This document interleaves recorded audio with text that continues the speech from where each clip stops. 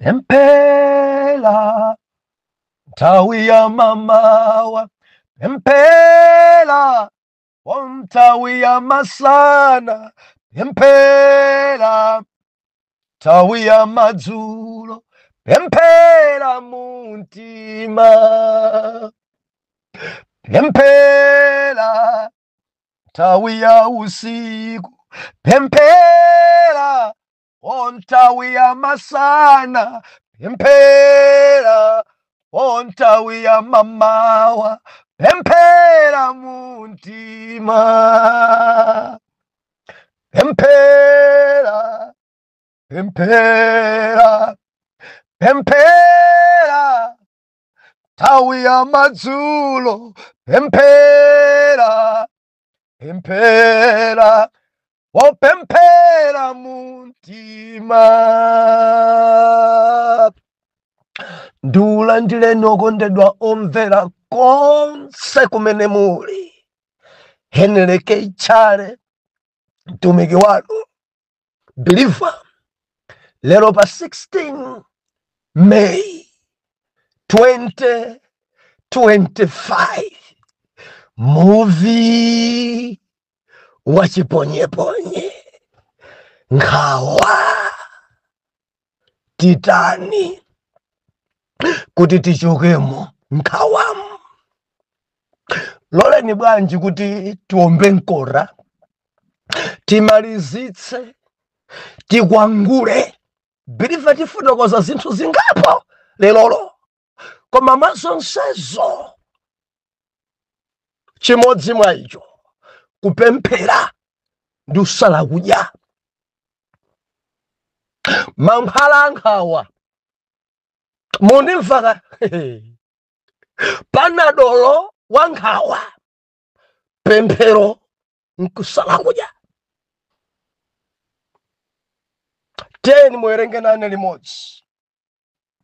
Genesis chapter number 25 verse number 21.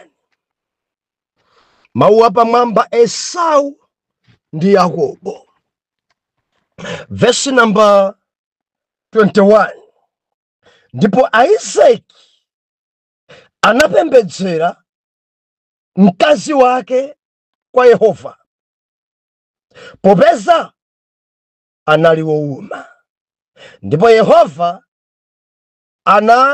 analola kupembedzera kwake. Ndipo Labeka mkazi wake anarenga pakati. Ndipo Ana analimbana mkati mwachi. Ndipo iye anati, ngati nchotero, ine ndikhala ndi moyo bwanji? ndipo ananka kukafunsa kwa Yehova. Verse 23. Yehova ndipo anati kwa iye, mitundu iwiri ili m'mimba mwako, magulu awiri a anthu adzatuluka m'mimba mwako. Gulu lina lidzapambana mphamvu ndi linzake, wamkulu adzakhala kapolo wa wang'ono. Tipemphere. Atate, m'dzina la Yesu, ulemerero lopita ku dzina lanu, tilinso pamaso panu, tilankhuleni ndipo tidzamva m'dzina la Yesu. Amen. Kunalinji msabatayi, believer, kumwamba kwa vumbulutsa zinthu. Msabatayi ino kwagawidwa panadolo mankhwala ochizira nkhawa.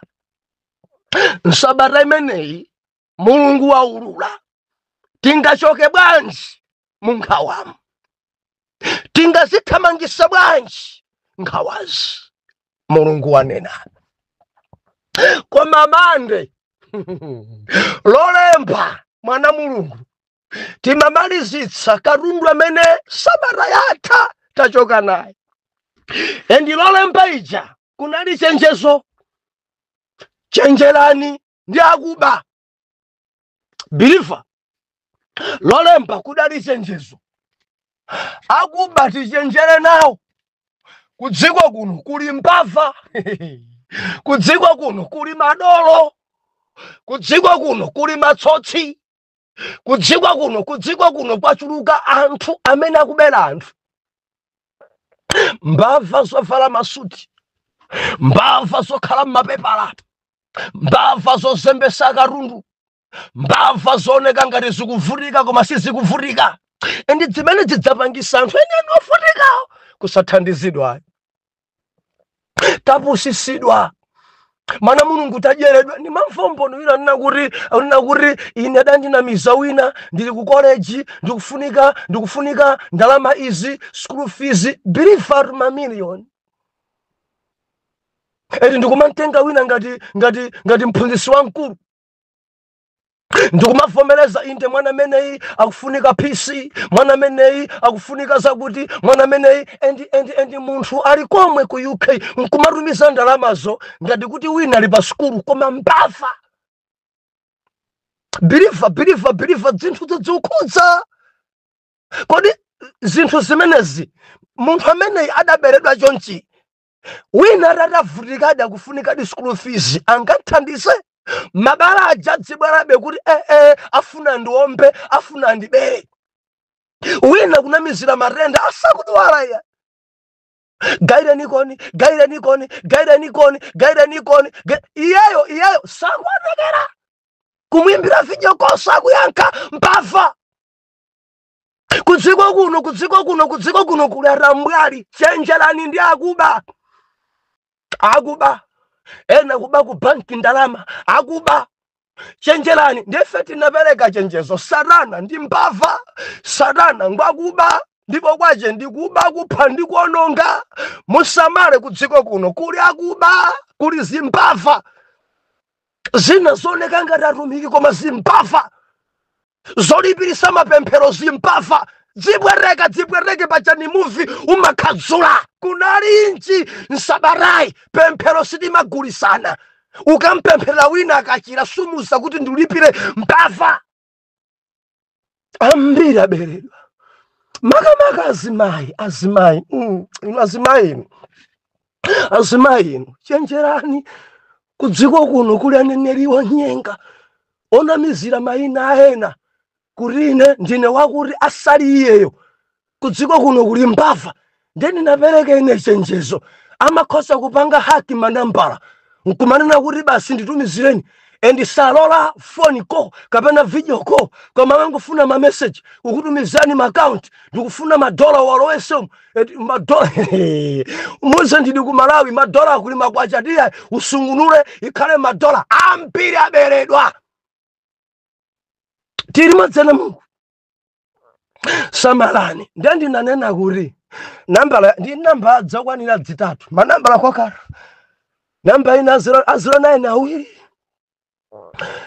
ina jama 13 ina jama 889 ina matandija ina jama 74 ya 08 manambala onsewa ngolembedwa Pastor Henry K. Chale amenewa Henry Kenason Chale kadure Henry Kenason manambala onse mukadzango pesa kuti ndithandize message ndithandizeni panopa ndifuna thandizo lanu mutumize ku madola dzoni kuti nambala yanga yapangidwa haki.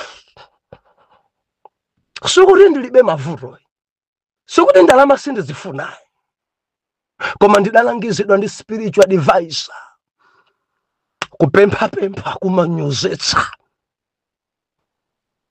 Mundimva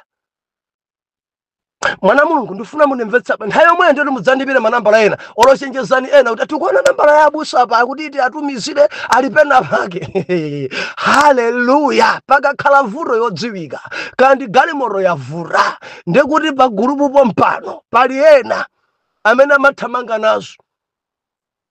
Mundimva mwana Mulungu kuli mbava kudziko kuno Samalani ena mwaberedwa kale munjira imene. Ena ndipeza nambala yanga abusa pangidwa haki chonde nambalayo atandipempha ndalama ine munitumizire madola akuti madola achachani kuli mbava. Chenjerani zasi khumi sitimachita kukumbusana. Kodi simudalandire?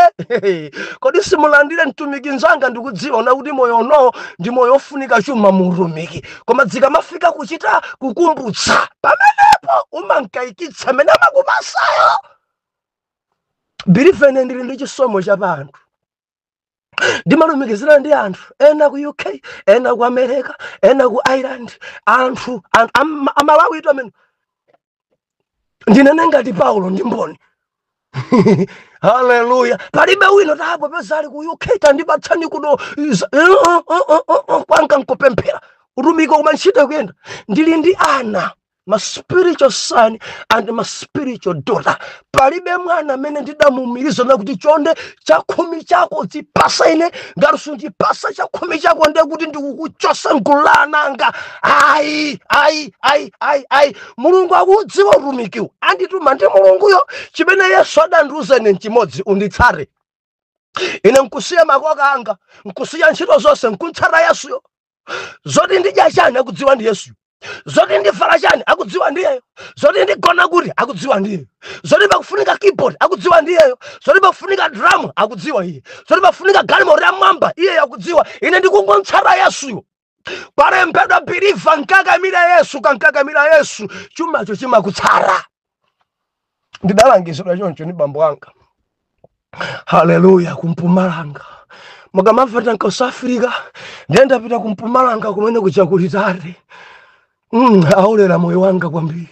Ndadandilangiza kuti mwana wanga tamvera papa Spresa akuti mwana wanga tamvera unkakamire Yesu, untsate Yesu. Ndiye ukantsata Yesu ndalamazo zimakutsata chifukwa cha Yesu. Hallelujah. Kamundimva mwana mulungu ka popweteka kunalinji msabatai mulungu atilankhula. Ana mulungu taberedwa, tagula madzi atodzozedwa, tagula mafuta tawawa amachirisa, mafuta pawakhanga achirisa, anointing oil, anointing water, nchere, anthu tadzigula zimenezi, udzike nyumba mwako, udzike kumurungu, inu, dzinadzi ndi mbava. Move will take off. Hallelujah. Kunalinji msabatai. Nde lachiwiri nkudzafika mpaka na dzululi. Takhati kunena kuti ndi mankhwala anji amene fe tingagwiritse ntchito kuti tichoke munkhawa. Tingatulukemo bwanji ndi zinthu ziti zimene zimathamangitsa nkhawa. Ndi zinthu ziti zimene zimapitikitsa nkhawa. Ndefe tinaona zinthu zingapo ndizichita mopaza chifukwa cha nthawi. Lachiwiri tinaona kuti kuuzako wina pa zinthu zimene ukumana nazo, kumfotokozera wina onga David amene adapita kwa Samueli kamfotokozera zonse zimene Sauli akunchitira.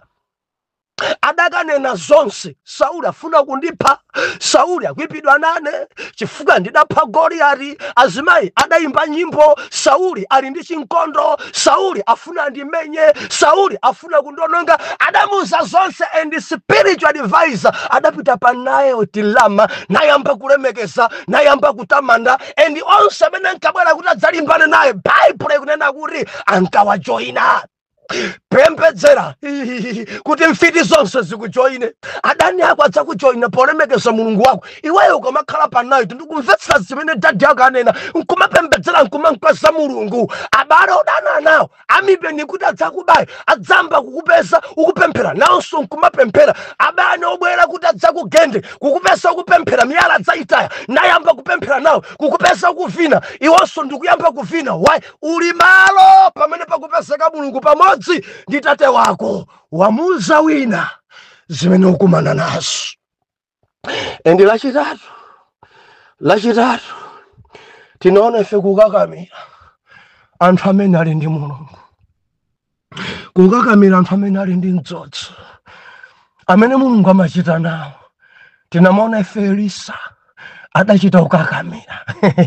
Ndeti malimbikitsana pamoyo wanu. Alipo wina amene mukundziwa kuti mwa uyo muli Mulungu. Mkakamireni. Ameneyo athandizira kupezeka kwa Mulungu pa moyo wanu. Endi Mulungu akapezeka pa moyo wanu, mpamene nkhawazo zimathawa.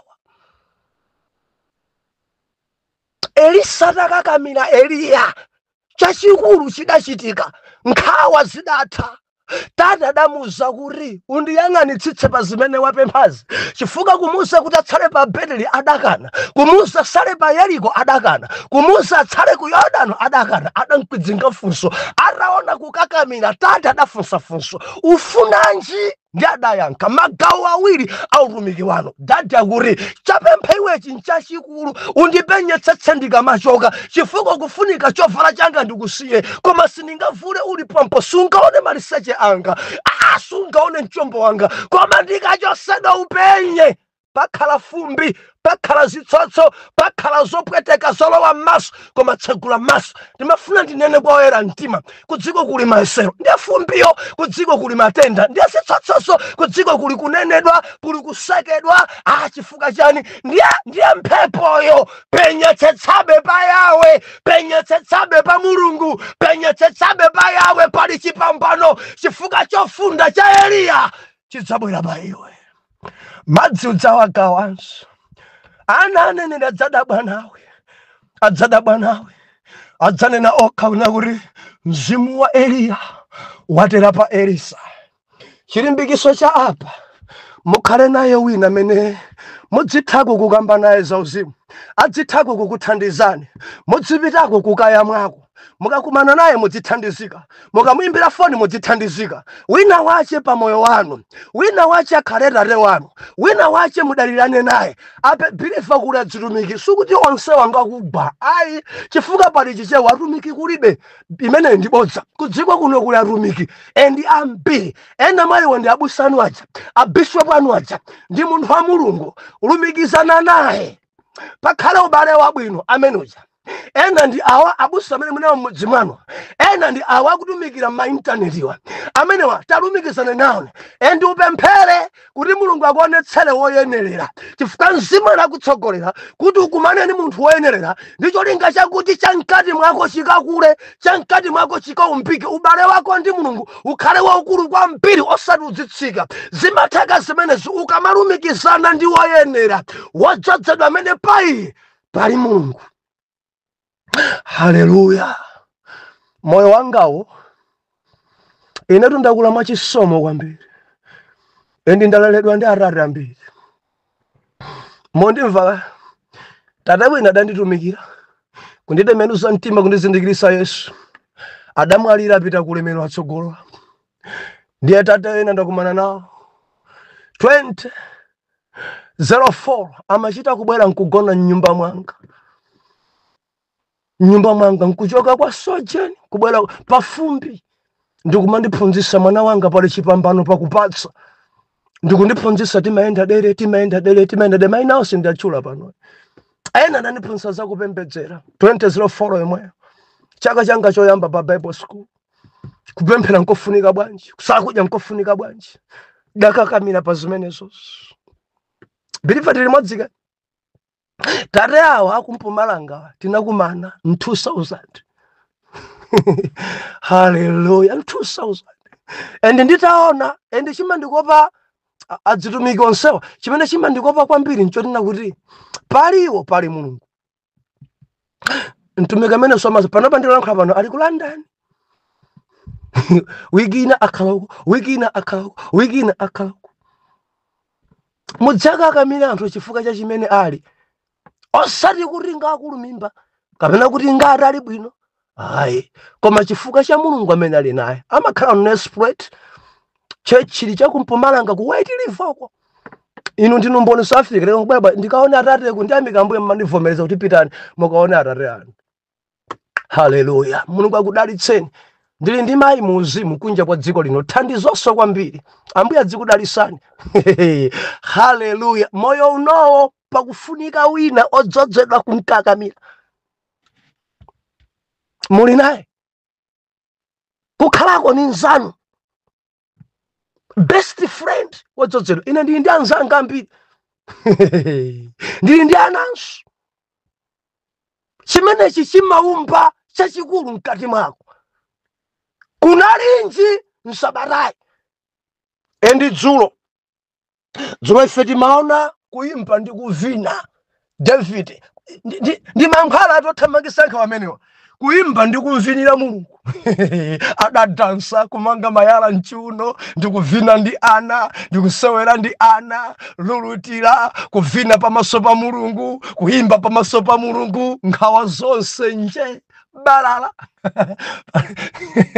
Haleluya! Mudzimuimbira Mulungu, mudzimvinira Mulungu. Ndizo tinachita kutsindika. Ngati mpingo wanu sumavina, Ambuye alemekezeke. Koma ena akavina alekeni. Sizoti ziwanda zimenezi, zopita kugahena zimenezi, moto mwakoleza ndinu.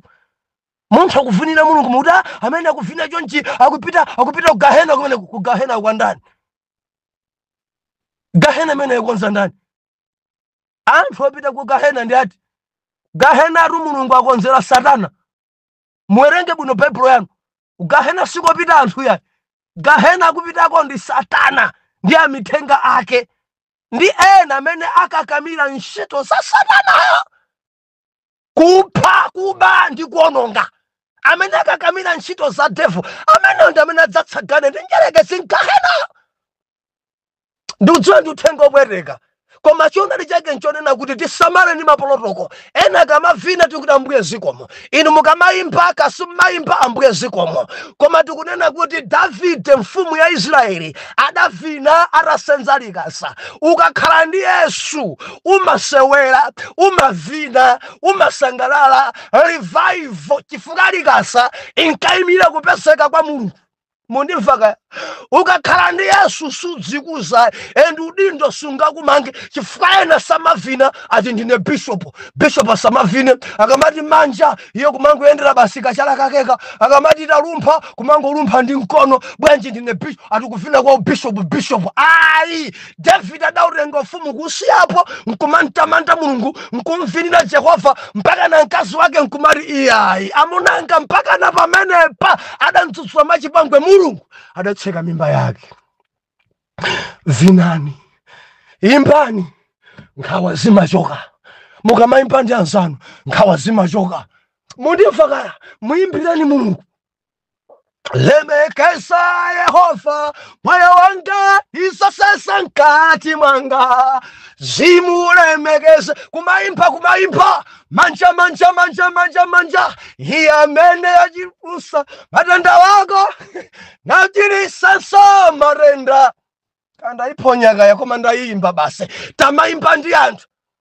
Ako wonseo, horiye mweyo, hariye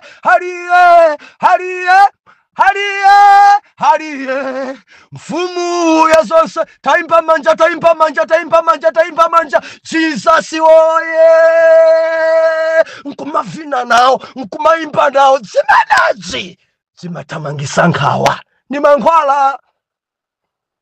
mankhwala believer ndisadapeleke katundu wa lero ndimafuna titsazikane letu pano lero ndiuchoka kona la munda ndiupita pachikwawa boma penipeni paja pali mudzina timati mudzi wa Fombe ngati tikupita kwa Chapananga tikupita panepo tikayamba msonkhano lero kumaliza mawa Saturday chama round 3 o'clock tamaliza ndeti dzinyamuka kupenepo kubwera pa Berewu nkumalo wacha kumadzuloko kuti mudzi mwa Biason amati Biason mbali imene tikakhala kumeneko kwambira Saturday madzulo mpaka na Sunday chama 2 o'clock ndiye kuti taweruka tikubwerera ku Nsanje kubangula.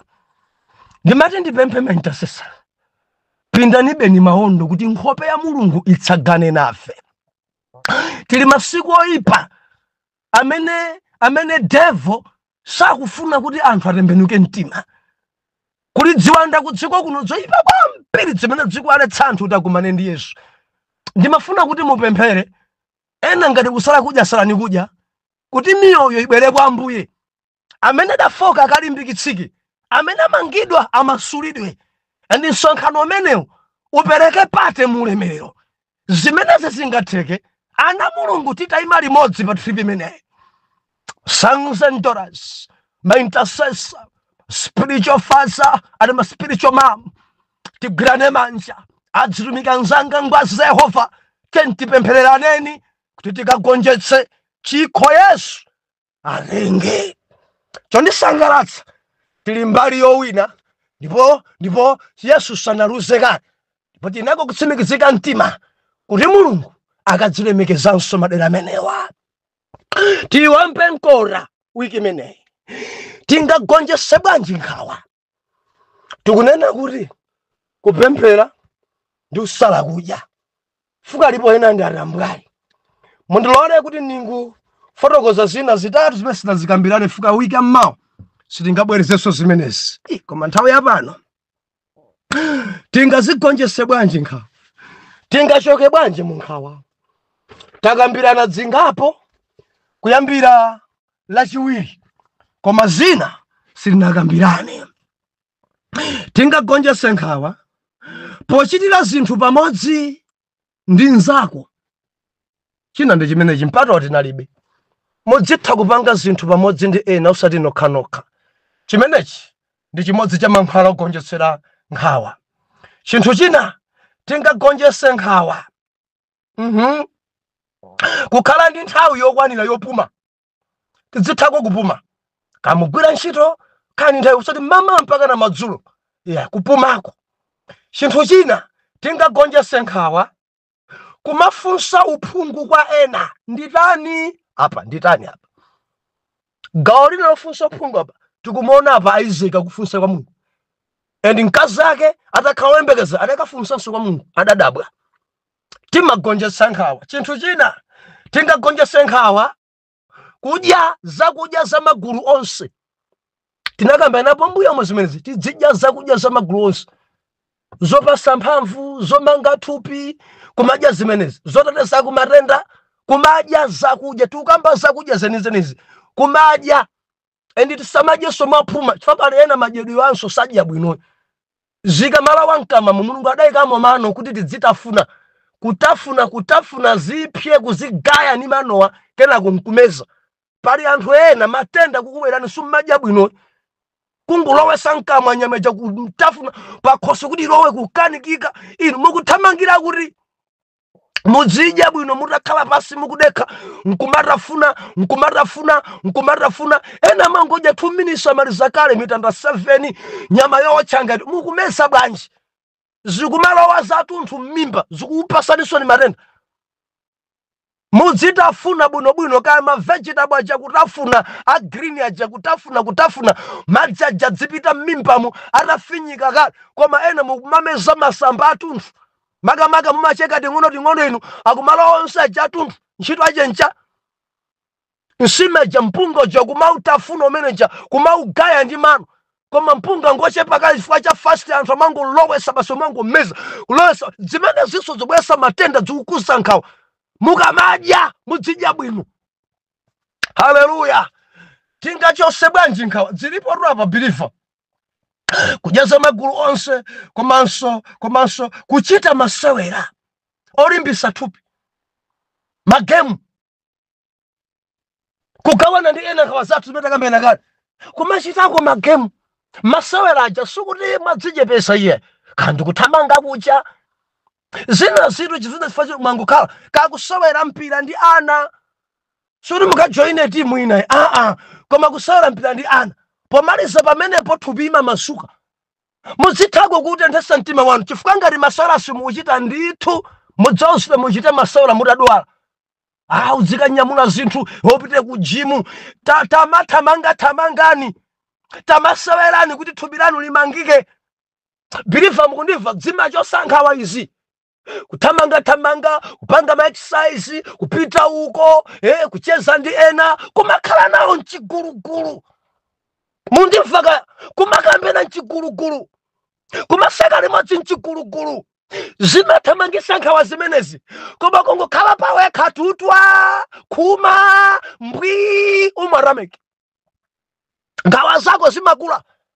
sakanikirana ndi anzako opemphera, sakanikirana ndi anzako achiyerowa, kumagawana nawo, phunzirani magemuwa, kumapalasako olonjingeja, akasanu ndino kumapalasa njinga, zimathandizaso kumasula matupiyawa, pamatenda ena anthupimo, kumagwira ntchitoso, ena mwina mumagwira ntchito za ulimi, ndatabusa ndipalase njinga, ukuso ndi malima, inu konko muli bwino kale, koma ena mu ofesimu, nthawi zonse galimoto, ngati angendeko pansi, ndekuti mwina polowa nyumba, koma pano ndipacha galimoto,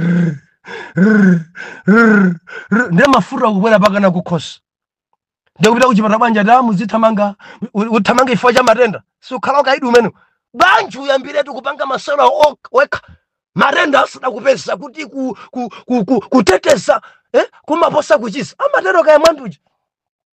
Haleluya! Lolani ndiombe nkota ponena kuti tidzipemphera ndi kusala kudya. Bilifo dzipemphera. Nthai pano.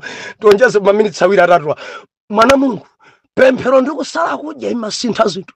Imathamangisa nkhawa. Ukamakhala tutwa nkhawa zakula, yamba kulemekeza Mulungu, kenako pemphera, ukangopemphera nkhawa zonse zimapita. Sala kudya usakhale tambwali, nkhawa zimapita. Mkazi wa Isaac, banjayi adakhala mbanjamu around 20 years opanda mwana. Isaac sakuyesa thupi lake, Isaac sakutenga mitala, koma chimene Isaac adachita poona kuti mkazi wake ngouma, anali intercessor, ankampembedzera mkazi wake. The Bible nena kuti Mulungu adamva kupembedzera kwa Isaac. Labeka adatenga pakati Labeka, akuti m'mimba mwace mudali kulimbana, ndi atadabwa nazo adapita pamaso pa Ambuye kukafunsa kuti nkhawa zithe, chifukwa kumva kumenyana kwa ana m'mimba kudabweresa nkhawa pa Labeka. Adati apapa ndikhala moyo bwanji? Ndiye Labekayo adapita kwa Mulungu kukafunsa Mulunguyo mimba injoyamba. Anthu amene amabala chonchi, mimba mwangamo muli nkhondo, ndikumva kulimbana, chikuchitika nchani? Adapita kafunsa kwa Mulungu. Ndiye malemba nena kuti adapita kafunsa kwa Mulungu, Mulungu yemweyo adamuyankha chimene chikuchitika m'mimba mwake. Tili madzi mwana Mulungu mwapemphero adamkwidzinga, ndikudabwa nazo, sindidabalepo chilambireni, koma zimene zikuchitika m'mimba mwanga sindazione. Ndiye Mulungu akumuyankha nakuti mitundu iwiri. Haleluya, haleluya. Idzatuluka mwa iwe. Magulu awiri a anthu ali m'mimba mwawo, mitundu iwiri ya anthu ili m'mimba mwawo. Endi chimene chidzachitika, wamkulu adzakhala kapolo wa wang'ono. Akunena nda Mulungu ankamuyankha nthawi yanji ya pemphero. Bilifo udzipemphera. Mwana Mulungu pemphera. Wina uli ndi nkhawa banja ligwedegwede, wina uli ndi nkhawa ntchito afuna kuchose, wina uli ndi nkhawa chifukwa cha matenda, wina uli ndi nkhawa chifukwa cha ngongole, wina uli ndi nkhawa ana sakulongosoka, nkhawa chakudya ulibe, uli ndi nkhawa galimoto akachita ngozi, uli ndi nkhawa waberedwa, pachitika zinthu zambiri pa iwe pa moyo wako. Tamvera chinsinsi chimodzi mwa icho china kupemphera ndi kusala kudya. Ndiyo mankhwala uthamangisa nkhawa. Pemphera komanso sala kudya. Kwera mapiri ukapembedzere, udzathamangisa nkhawa. Kusabala kwa Labeka, adapemphera mwamuna wake Isaac, nkhawa zidachoka chifukwa adakhala woyembekeza Labeka. Ana awiri adabadwa, Esau ndi Yakobo m'mimba mwake. Adapezeka bwanji? Adapemphera mwamuna. Muli nchosowa chanji m'banja mwanu, muli nkhondo zanji m'banja lanu, pamwe wanu mukudusa mu zinthu ziti, chinsinsi chapadera. Pemphera, sala kudya, Mulungu adzachita. David adapemphera ndipo adapambana. Daniel chapter 2 cha buku la Daniel, analota maloto mfumu Nebukadineza kufuna kupha onse ku Babyloni, chinsinsi kuti nkhawa imene ichoke, kuti asaphedwe Ayuda. Daniel, Shadrach, Meshach ndi Abednego adali ndi mpata opemphera kuti Mulungu aululire maloto amene mfumu alota. Adapemphera mulungu adaonetsera maloto. Bilifa ndi matintinene, pemphera mamawa, pemphera madzulo, pemphera masana, pemphera usiku, pemphera muntima, nkhawa zako zidzachoka, mtima mwako udzapepukidwa. Pemphera, Jehova adzalowerera pa nkhondo zako. Pemphera ndikudziwa una kuti zalimba kwambiri, wina kuti abusa nkhondo zanga zasikulu chinsinsi mankhwala ake. Pemphera, pemphera, udzipemphera olo mkati mwa usiku, samakonde kugona. Mama walawira kupemphera, usadagone pemphera. Ngati pali magulu a intercession tajoina magulu amenewo, magulu ajamene amasala kudya kwambiri tajoina magulu amenewo. Kwera nawo mapiri, pita ukapemphere, udzathamangisa, udzachosa, udzadzithamangisa nkhawa zimene zikudya thupi lako. Waonda kwambiri thupi lako simeneyi, maka chifukwa cha zimene ukumana nazo chinsinsi. Pemphera sala kudya, muli chipambano.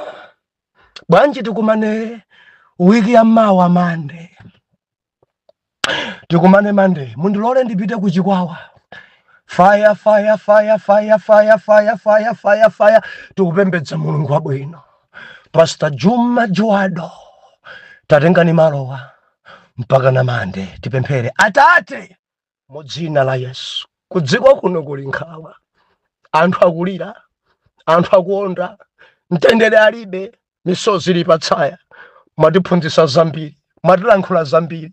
Mthandizeni mwana wanuyu, alibe chochita, alibe pogwira. Mthandizeni uyu mwapadera, kuti nkhawa zimene ali nazo pamene akuzitula pa inu, monga mwa mawu anu, kuti mtulireni Yehova nkhawa zanu, ndipo iye adzakugwirizisani. Chitanayeni mwana wanuyu, mwa Yesu Khristu oyera mtima tiyankhe kuti amen and amen.